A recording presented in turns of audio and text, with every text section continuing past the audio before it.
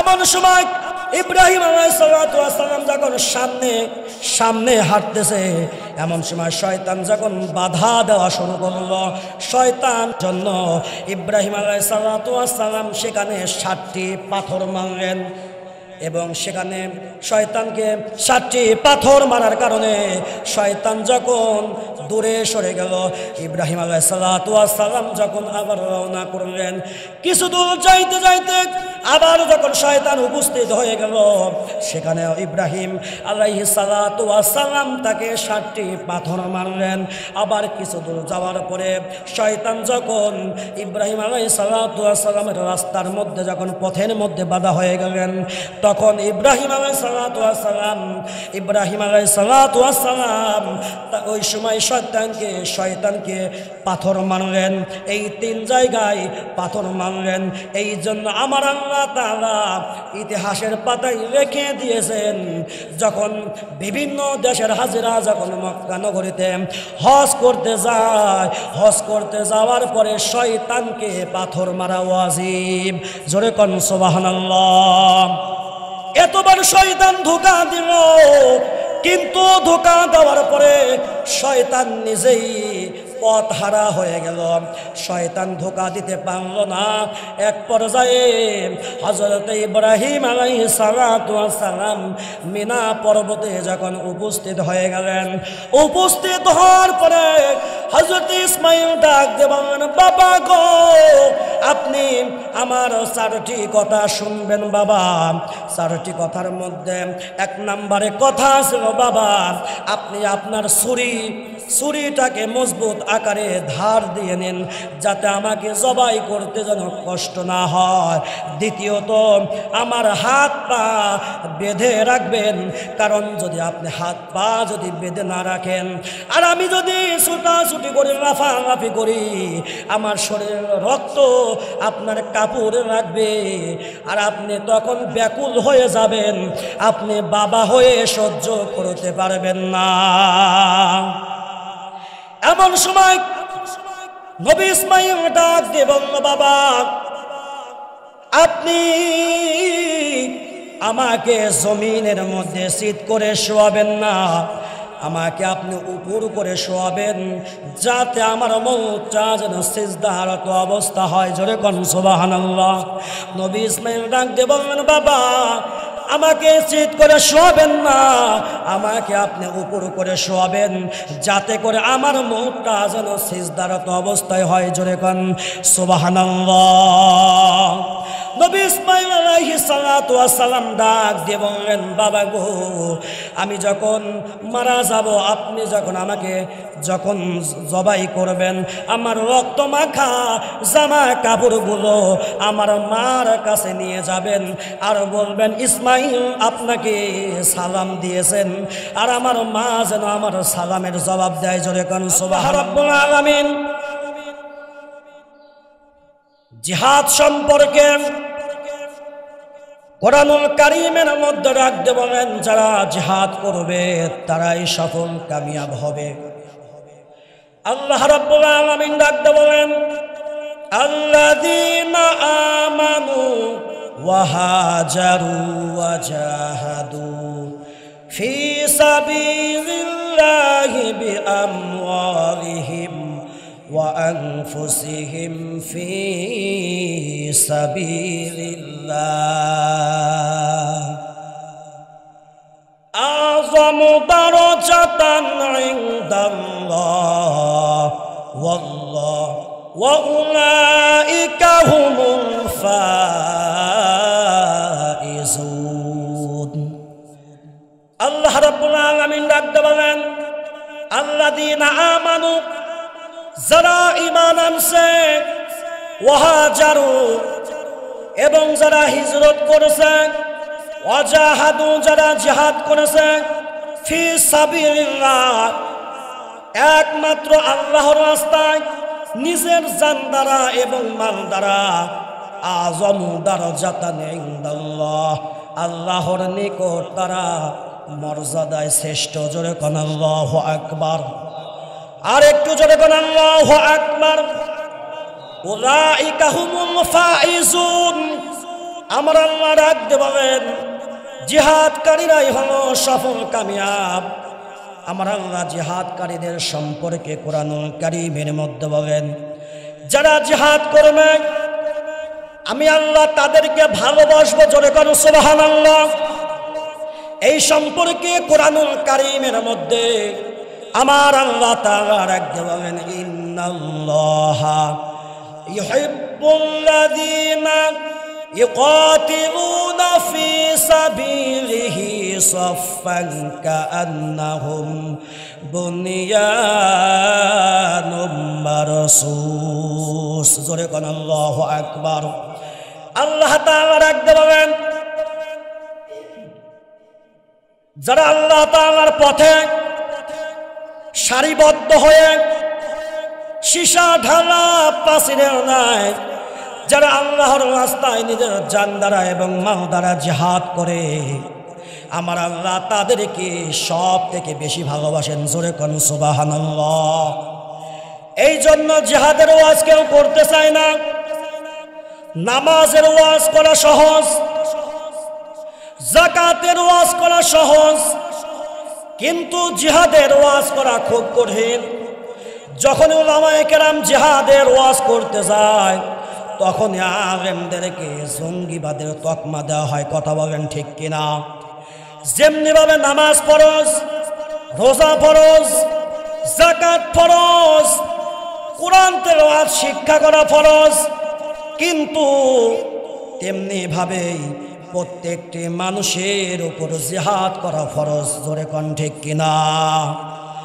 জিহাদ সম্পর্কে কোরআনুল কারীমের মধ্যে আমার আল্লাহ রাখতে বলেন যারা জিহাদ করবে তারা দ্বীনের উপর প্রতিষ্ঠিত থাকতে পারবে।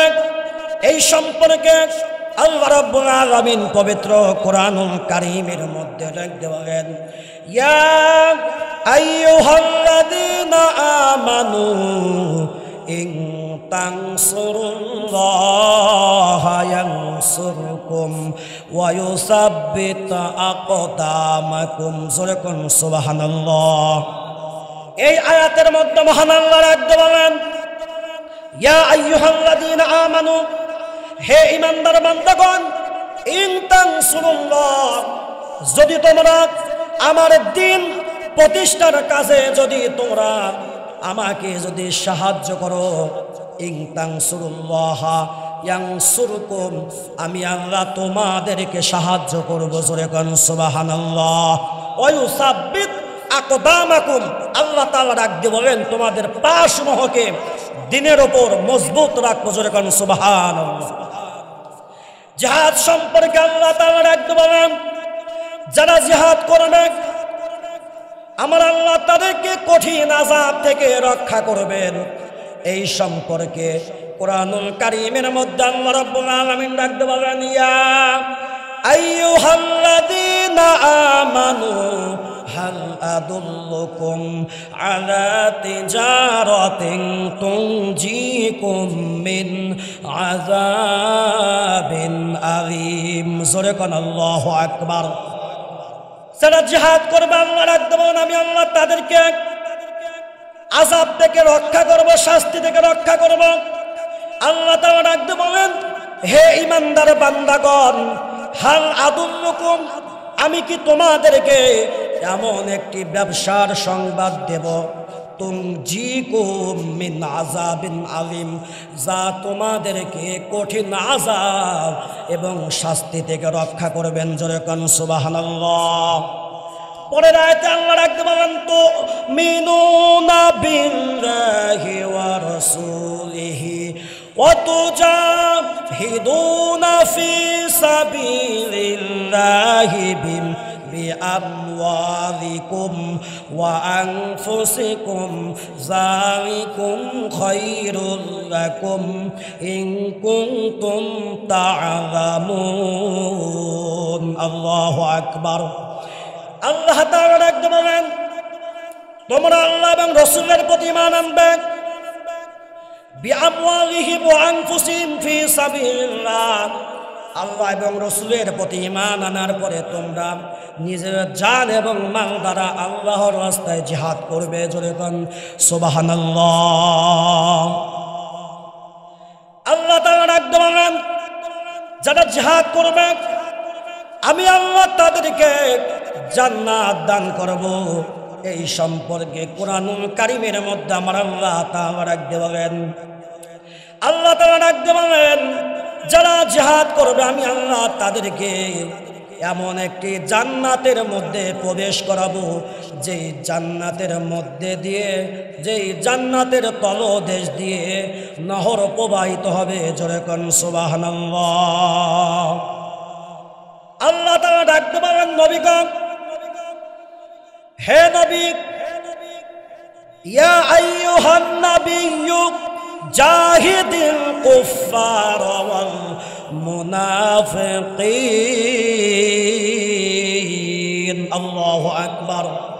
আল্লাহ তাআলা ডাকতে বলেন, হে নবী, ইয়া আইয়ুহান নাবিয়্যু, হে নবী, জাহিদুল কুফফার ওয়াল মুনাফিকিন, আপনি মুনাফিক এবং কাফেরদের সঙ্গে জিহাদ করুন। জোরে কোন আল্লাহু আকবার। এই জিহাদ সম্পর্কে নবীজি সাল্লাল্লাহু আলাইহি ওয়াসাল্লাম বলেছেন, আল্লাহ তাআলা ডাকতে বলেন আমি দুনিয়াতে নবীকে জিহাদ করার জন্য পাঠিয়েছি, দিন প্রচার করার জন্য, দিন প্রচার করার জন্য, রাষ্ট্রীয়ভাবে দিন প্রচার করার জন্য, দিন কায়েম করার জন্য বিশ্ব নবীকে দুনিয়ার জমিনের মধ্যে প্রেরণ করেছেন। জোরে কোন সুবহানাল্লাহ। আর একটু জোরে কোন সুবহানাল্লাহ। এই জিহাদ করেছেন বিশ্ব নবী হযরত মুহাম্মদুর রাসূলুল্লাহ সাল্লাল্লাহু আলাইহি সাল্লাম। নবী আমার মক্কার জীবনে কোনোদিন জিহাদ করেন নাই, শুধু মানুষকে বুঝিয়েছেন, দিনের দাওয়াত দিয়েছেন। বিশ্বনবী জনাবে মুহাম্মদুর রাসূলুল্লাহ সাল্লাল্লাহু আলাইহি ওয়াসাল্লাম যখন মক্কা নগরী থেকে হিজরত করে নবী আমার যখন মদিনার দিকে রওনা করলেন, মদিনার যাবার পরে নবী আমার কাফের বেঈমানদের সঙ্গে জিহাদ করেছেন। জোরে কোন সুবহানাল্লাহ। বাংলার জমিনের মধ্যে কিছু শায়েখদের আবির্ভাব হয়েছে, যেই সমস্ত শায়েখরা ফিলিস্তিনের বিরুদ্ধে কথা বলে, যেই সমস্ত শায়েখরা ভারতের কাশ্মীরের মুসলমানদের বিরুদ্ধে কথা বলে, যারা জিহাদ পছন্দ করে না, যারা জিহাদকে ফালতু ঘোষণা করে, তারা যাই হোক না কেন, তারা যত বড় শায়েখ হোক না কেন, তারা সব হতে পারে, তারা ইসলামের বন্ধু হতে পারে না। কথা বলেন ঠিক কিনা? এই জন্য আমি এবং আপনি এমন কথা বলবেন যেই কথা ইসলামের পক্ষে আসবে, যেই কথা ইসলাম সমর্থন করে না, এমন কথা ইমানদারদের বলা কখনো জায়েজ নাই। কথা বলেন ঠিক কিনা? এই জন্য ইসলাম যা সমর্থন করে ইসলামের পক্ষে কথা বলতে হবে। যদি হক কথা যদি বলতে পারেন তাহলে হক কথা বলতে হবে, আর যদি হক কথা যদি বলতে না পারেন তাহলে চুপ থাকবেন, ইসলামের বিরুদ্ধে কোনোদিন নাক গলাবেন না। কথা বলবেন ঠিক কিনা? এই জন্য ইসলামের পক্ষে কথা বলতে হবে, জিহাদের পক্ষে কথা বলতে হবে। প্রতিটি মানুষের যদি রক্ত যদি দিতে হয় রক্ত দিতে হবে, যদি জীবন যদি দিতে হয় জীবনও দিতে হবে, কিন্তু বাতিলের পক্ষে কথা বলা যাবে না, ইসলামের পক্ষে কথা বলতে হবে। কথা বলবেন ঠিক কিনা? প্রত্যেকটি মানুষের ইমানের পরীক্ষা দিতে হবে। যেই সমস্ত মানুষ ইমানের পরীক্ষার সম্মুখীন হবে না তারা কোনোদিন জান্নাতে যেতে পারবে না। এই জন্য প্রতিটি মুসলমানের কি হতে হবে? ইমানের পরীক্ষা দিতে হবে। আল্লাহ তাআলা রাখতে বলেন যে আমি প্রতিটি ইমানদারদের পরীক্ষা করবই করব। জোরে কোন সুবহানাল্লাহ। আমি আপনাদের সামনে কোরআনুল কারীমের মধ্যে বলতেছিলাম, ইয়া আইয়ুহান নাবিয়্যু জাহিদুল কুফফার ওয়াল মুনাফিকিন। আমার আল্লাহ তাআলা ডাকতে বলেন, নবী গো আপনি মুনাফিক এবং কাফেরদের বিরুদ্ধে জিহাদ করুন। আপনারা তো কাফের সম্পর্কে সব কিছু জানেন, কিন্তু জানতে হবে মুনাফিক কারা। নবী আমার যখন মক্কার জীবনীতে মক্কার জিন্দেগিতে ছিলেন তখন কিন্তু মুনাফিক ছিল না। কথা বলেন ঠিক কিনা? যেমনিভাবে মক্কা থেকে হিজরত করে নবী আমার মদিনার দিকে রওনা করলেন তখন কিছু মুনাফিকের আবির্ভাব হয়ে গেল। তাফসীরের মধ্যে এসেছে মুনাফিকদের মধ্যে একজন ছিল মুনাফিকের সর্দার আব্দুল্লাহ ইবনে উবাইর। এই ব্যক্তির আমি জীবন আদর্শ করেছি। তার মধ্যে কোনো কিছু ঘাপলা ছিল না, কিন্তু সেই ব্যক্তি আমার নবীজিকে নেতা মানে নাই। আমার নবীজিকে রাজনৈতিক নেতা না মানার কারণে আমার আল্লাহ তাআলা তাকে ক্ষমাও করেন নাই, মাফ করেন নাই। আব্দুল্লাহ ইবনে উবাইয়ের সন্তান ছিল, যার নাম ছিল আব্দুল্লাহ। এই আব্দুল্লাহ নবীজির হাতে কালেমা পড়ে মুসলমান হয়েছেন, কিন্তু আব্দুল্লাহর পিতা আব্দুল্লাহ ইবনে উবাই তিনি নবীজির হাতে কালেমাও পড়েন নাই, মুসলমান হন নাই। একদিন নবী বিশ্বনবী হযরত মুহাম্মদুর রাসূলুল্লাহ সাল্লাল্লাহু আলাইহি ওয়াসাল্লাম হযরত ওমর ফারুক রাদিয়াল্লাহু তাআলা আনহুর সঙ্গে নবী আমার মসজিদে নববীর মধ্যে বসেছিলেন। এমন সময় আব্দুল্লাহ রাদিয়াল্লাহু তাআলা আনহু এসে ডাক দিয়ে বলল, ইয়া রাসূলুল্লাহ, ইয়া হাবিবাল্লাহ, আমার পিতা দুনিয়া থেকে বিদায় নিয়ে চলে গেছে, কিন্তু আমার আব্বার ওসিয়ত ছিল যে আপনি নিজে জানাজা পড়াবেন, কাফন পরাবেন, আপনি নিজে গোসল করবেন, এমনকি আপনার জুব্বা মুবারক দ্বারা আমার বাবাকে আপনি কবরের মধ্যে শায়িত করবেন। এই কথা শুনে বিশ্বনবী জনাবে মুহাম্মদুর রাসূলুল্লাহ সাল্লাল্লাহু আলাইহি ওয়াসাল্লাম যখন মসজিদে নববী থেকে উঠে আসবেন, এমন সময় ওমর ফারুক রাদিয়াল্লাহু তাআলা ডাক দিয়ে বলল, নবী গো, আপনি উঠবেন না, কারণ আব্দুল্লাহ ইবনে উবাই ছিল একজন মুনাফিক, আর এই মুনাফিকের জানাজা করা জায়েজ নাই। কথা বলেন ঠিক কিনা? শুধু নবীজির যুগের মুনাফিক না, বর্তমান জামানার মধ্যে যেই সমস্ত মুনাফিকের আবির্ভাব হয়েছে, এই সমস্ত মুনাফিকদেরও জানাজা করা জায়েজ নাই। কথা বলেন ঠিক কিনা? আল্লাহ তাআলা নবীকে ডাক দিয়ে বললেন, নবী গো, আপনি সাবধান, আপনি কাফের মুনাফিকদের জানাজার নামাজ পড়াবেন না। এমন সময় নবী আমার ডাক দিয়ে বললেন যে আমার আল্লাহ এখনো পর্যন্ত আমাকে নিষেধ করেন নাই। নবী আমার সাহাবীদেরকে ডাক দিয়ে বললেন, চলো সবাই আমরা আব্দুল্লাহ ইবনে উবাইয়ের বাড়িতে যাই। যাওয়ার পরে আব্দুল্লাহ ইবনে উবাইকে গোসল করালেন, এরপরে কাফনের কাপড় পরালেন।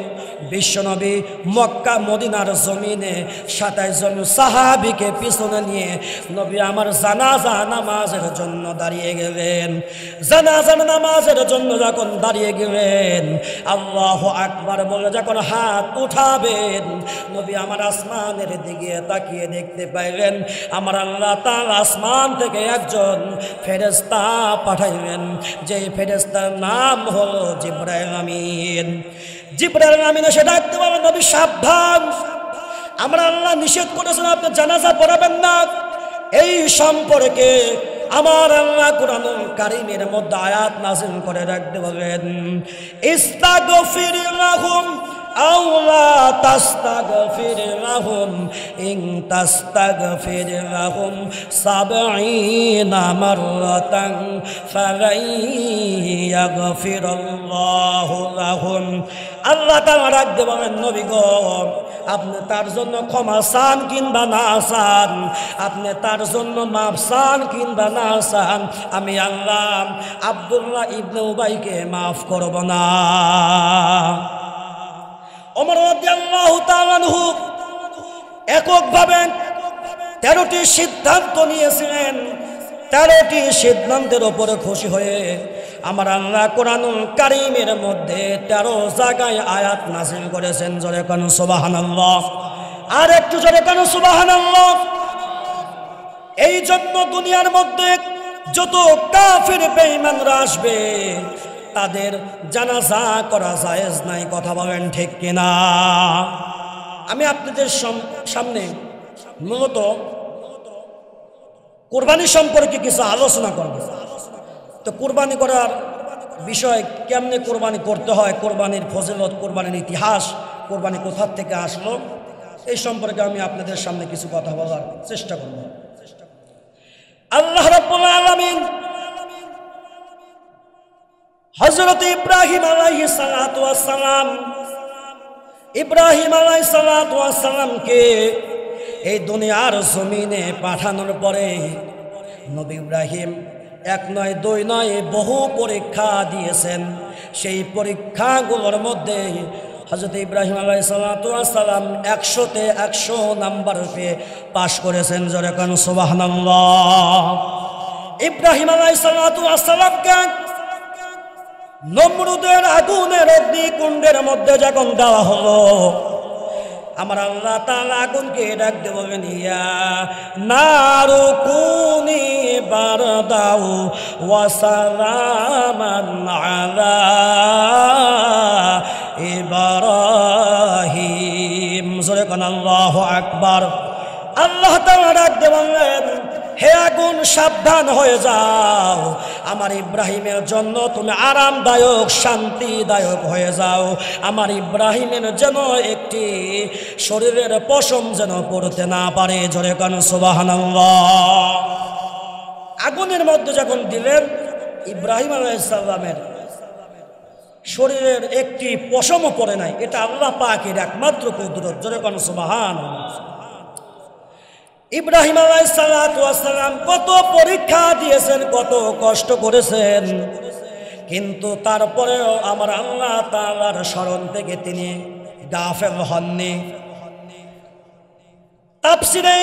তাফসিরে মারিফুল কোরআনের মধ্যে এসেছে, ইব্রাহিম আলাইহিস সালামের বয়স যখন 80 আর হযরত হাজরা আলাইহিস সালামের বয়স যখন 100, এমন সময় আল্লাহ তাআলা হযরত ইব্রাহিম আলাইহিস সালামকে একটি পুত্র সন্তান দান করেছিলেন। জোরে কোন সুবহানাল্লাহ। ইব্রাহিম আলাইহিস সালাম বহুদিন আল্লাহর কাছে দোয়া করলেন, রব্বি হাবলি মিনাস সালিহিন, ও মাবুদ তুমি আমাকে একটি পুত্র সন্তান দান করো। নবীর বয়স যখন 80 হয়ে গেল, ওই সময় আমার আল্লাহ তাআলা ইব্রাহিম আলাইহিস সালামকে একটি নেককার সহনশীল পুত্র দান করেছিলেন। জোরে কোন সুবহানাল্লাহ। জিলহজ মাসের 8 তারিখে বিশ্বনবীজির একজন নবী দুনিয়ার জমিনের মধ্যে প্রেরণ করলেন, নবী ইব্রাহিম আলাইহিস সালামকে আমার আল্লাহ তাআলা স্বপ্ন দেখালেন যে, হে নবী আপনি কুরবানি করুন, আপনি আপনার প্রিয় বস্তু কুরবানি করুন। তিনি পরের দিন 80টি উট আল্লাহর রাস্তায় কুরবানি করে দিলেন। জয় কোন সুবহানাল্লাহ। এমনি ভাবে তিনি জিলহজ মাসের 9 তারিখে আবার স্বপ্নে দেখলেন যে আল্লাহ তাআলা ডাক দিয়ে বললেন, নবী ইব্রাহিম আপনি আপনার প্রিয় বস্তু কুরবানি করুন। তিনি পরের দিন 80টি উট আল্লাহর রাস্তায় কুরবানি করে দিলেন। এমন সময় তিনি তারপরের দিন আবারও দেখতে পাইলেন, হে ইব্রাহিম আপনার প্রিয় বস্তু আপনি কুরবানি করুন। এই স্বপ্ন দেখার পর নবী ইব্রাহিম মনে মনে ভাবলেন, নবীদের স্বপ্ন তো সত্য হয়ে থাকে। তিনি তার ছেলেকে ডাক দিয়ে বললেন, বাবা তোমাকে আমি কুরবানি করার জন্য আমি নিয়ে যাব। বাবা তার সন্তান ডাক দিয়ে বলল, বাবা আপনি আল্লাহর পক্ষ থেকে যেই হুকুম প্রাপ্ত হয়েছেন আপনি তা বাস্তবায়ন করুন, আমি আল্লাহর পথে কুরবানি হওয়ার জন্য প্রস্তুত। জোরে কোন সুবহানাল্লাহ। বাবাও যেমন প্রস্তুত, সন্তানও তেমন প্রস্তুত।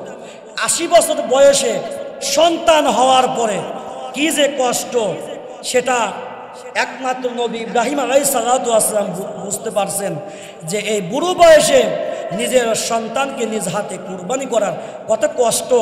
তারপরেও নবী ইব্রাহিম আলাইহিস সালাম আল্লাহ তাআলাকে সন্তুষ্টি করার জন্য প্রস্তুত হয়েছেন। জোরে কোন সুবহানাল্লাহ। এমন সময় বিশ্ব নবীজির নবী ইব্রাহিম আলাইহিস সালাম যখন বাবা পুত্র যখন রওনা করলেন, এমন সময় হাজরা আলাইহিস সালাতু ওয়াস সালামকে ধোঁকা দেওয়া শুরু করলেন, ধোঁকা দেওয়া আরম্ভ করলেন।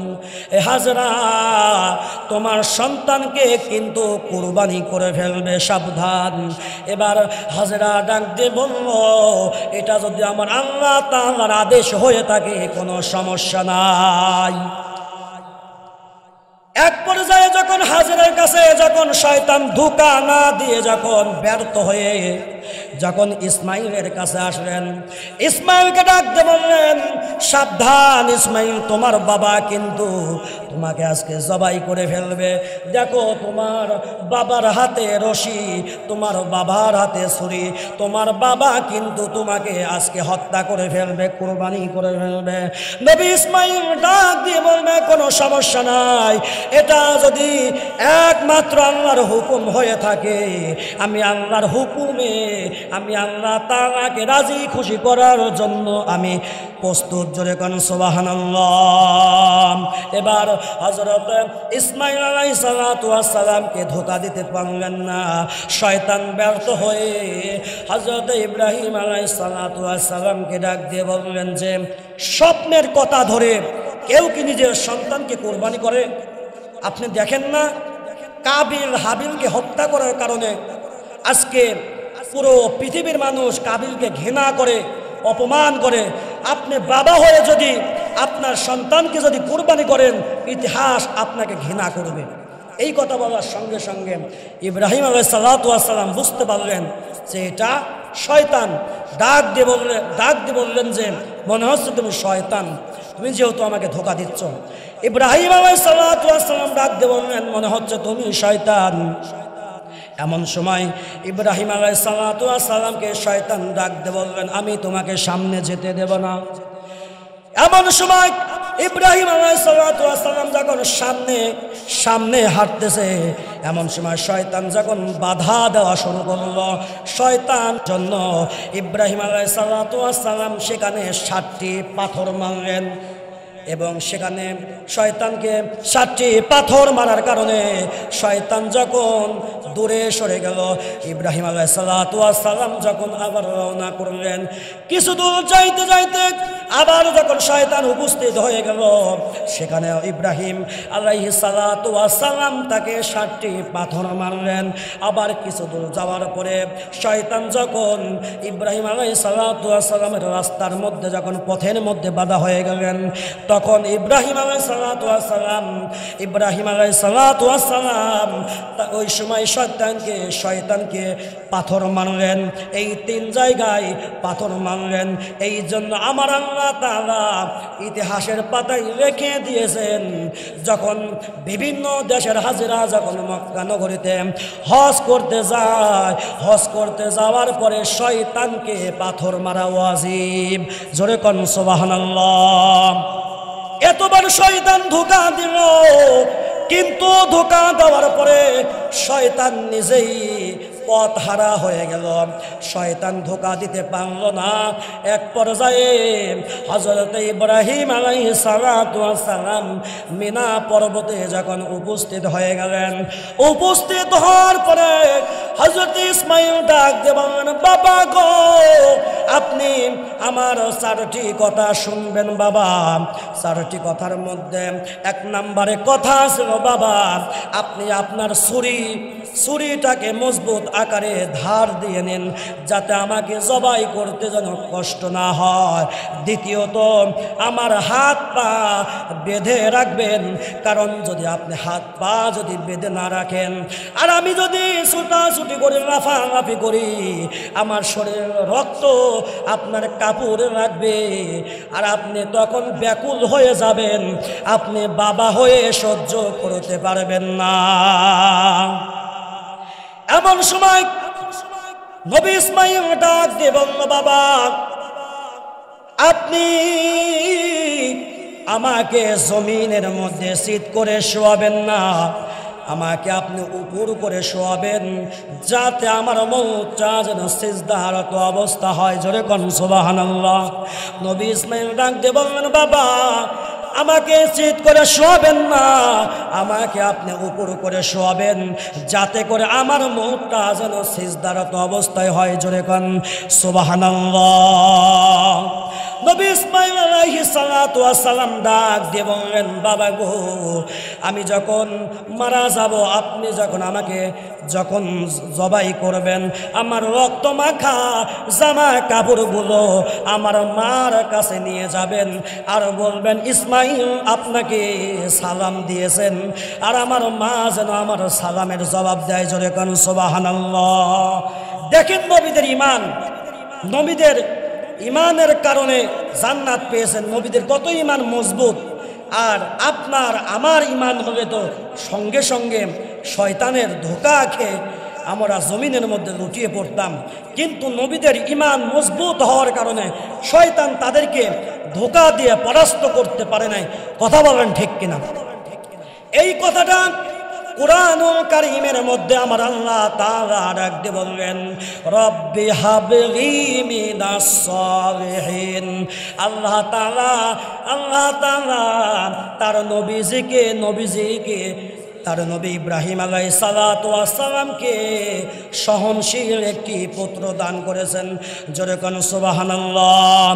কুরআনুল কারীমের মধ্যে আমার আল্লাহ তাআলা ডাক দিয়ে বলেন, ফালাম্মা বালাগা মাআহুস সা'য়া ক্বালা ইয়া বুনাইয়া ইন্নী আরা ফিল মানামি আন্নী আযবাহুকা ফানজুর মাযা তারা।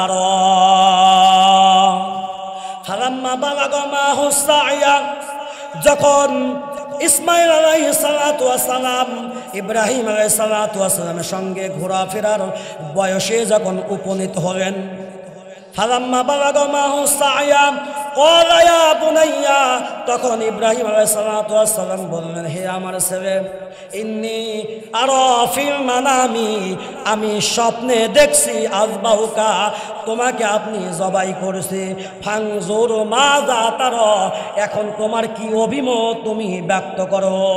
সঙ্গে সঙ্গে ছেলে জবাব দিয়ে বললেন, ক্বালা ইয়া আবাতি ফাআল মা তু'মার সাতাজিদুনি ইনশাআল্লাহু মিনাস সাবিরিন। আল্লাহু আকবার। ক্বালা ইয়া আবাতি ফাআল মা তু'মার। হযরত ইসমাঈল ডাক দিয়ে বললেন, বাবা, আপনি আল্লাহর পক্ষ থেকে যে হুকুম প্রাপ্ত হয়েছেন তা আপনি বাস্তবায়িত করুন। সাতাজিদুনি ইনশাআল্লাহু মিনাস সাবিরিন, আমাকে অবশ্যই আপনি ধৈর্যশীলদের কাতারেই পাবেন। জয় কোন সুবহানাল্লাহ।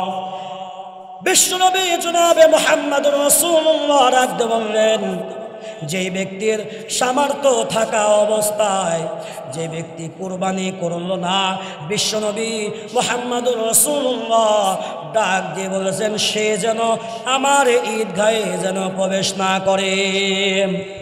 তিরমিজি শরীফের হাদিসের মধ্যে বিশ্বনবী মুহাম্মদুর রাসূলুল্লাহ সাল্লাল্লাহু আলাইহি ওয়াসাল্লাম বলেছেন, হাদিসের মধ্যে বলেছেন যে ঈদুল আজহার দিনে কোরবানি করার চেয়ে আমার কাছে আর কোনো ভালো আমল নাই, একমাত্র কোরবানি করার চেয়ে।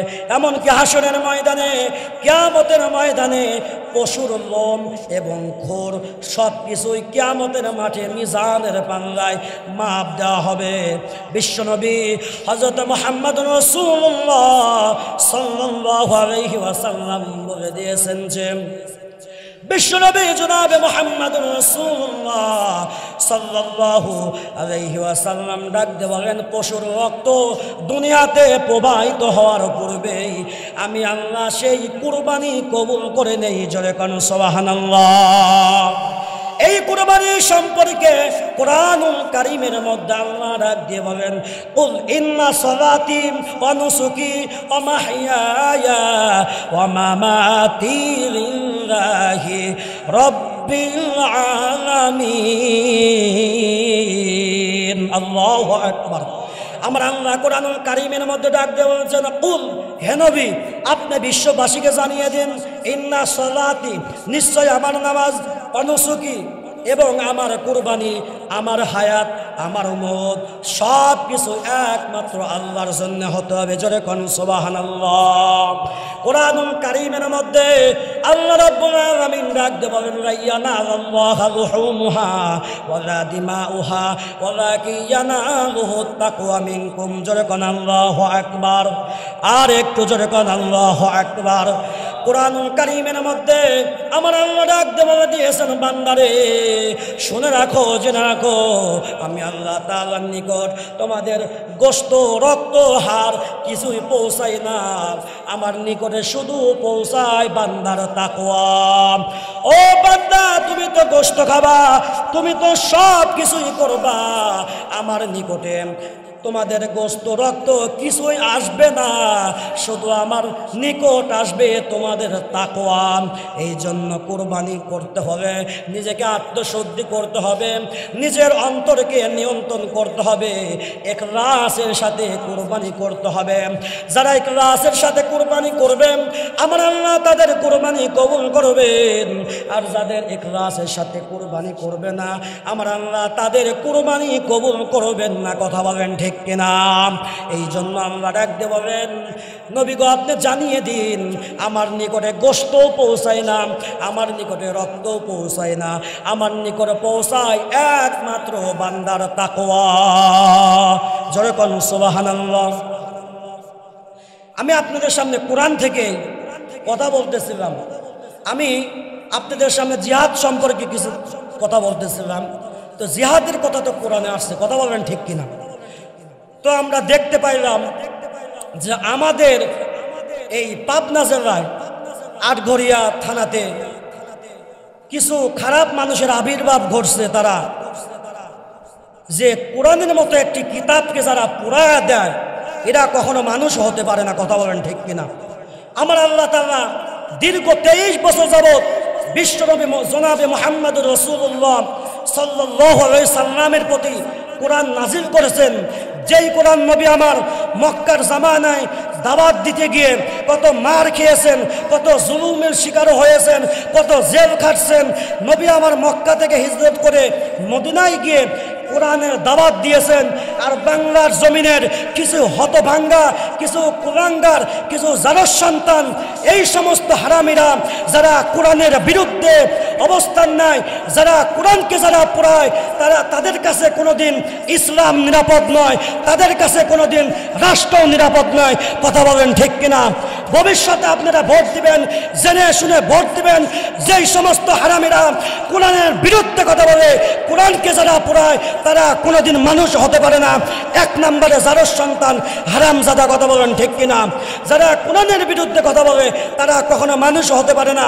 আমরা ইতিপূর্বে দেখছি বিভিন্ন দেশের মধ্যে কোরআন পুড়িয়েছে, বিভিন্ন দেশের মধ্যে কোরআন পুড়িয়েছে, কিন্তু আমরা দেখতে পেয়েছি বাংলার জমিনের মধ্যে আটঘরিয়াতে যারা কোরআন পুড়িয়েছে এরা কোনোদিন মানুষ হতে পারে না। যারা কোরআন পুড়িয়েছে এদের কাছে ইসলাম নিরাপদ নয়, এদের কাছে রাষ্ট্র নিরাপদ নয়। ভবিষ্যতে যদি আপনারা ভোট দেন, দেখবেন যারা কোরআনের পক্ষে, যারা কোরআনের পক্ষে আছে, যারা ইসলামের পক্ষে আছে, তাদেরকে আপনারা ভোট দেবেন। ইতিপূর্বে আপনারা স্বামীকে দেখছেন, বাবাকে দেখছেন, সবাইকে দেখা শেষ। মেয়েকে দেখছেন, ধানের শীষকে দেখছেন, নৌকাকে দেখছেন। এবার দেখবেন ইসলামের পক্ষে যারা আছে এদেরকেই ভোট দিয়ে বিজয়ী করবেন। কথা বলেন ঠিক কিনা? আপনারা সবাই রাজি আছেন তো? ইনশাল্লাহ রাজি আছেন তো? ইনশাল্লাহ রাগ করবেন না। কোরআনের পক্ষে কথা বললে, কোরআন দ্বারা কথা বললে কেউ রাগ করবে, কে খুশি হবে, কে রাগ করবে, কে খুশি হবে, এটা দেখার দায়িত্ব আলেমদের নাই। আলেমরা তো কোরআনের দায়িত্ব নিয়ে দুনিয়ার মধ্যে আসছেন। তো দুনিয়ার মধ্যে আসার পরে যদি আমরা হক কথা যদি বলতে না পারি, তাহলে কিয়ামতের দিনে হাসরের ময়দানে কিন্তু জবাবদিহিতা করতে হবে। এই জন্য ভবিষ্যতে আপনারা ভালো কিছু দেখেই আপনারা বিচার করবেন। যাই হোক, আমি আমার সংক্ষিপ্ত বক্তৃতা এখানে শেষ করছি। আসসালামু আলাইকুম ওয়া রাহমাতুল্লাহি ওয়া বারাকাতুহু।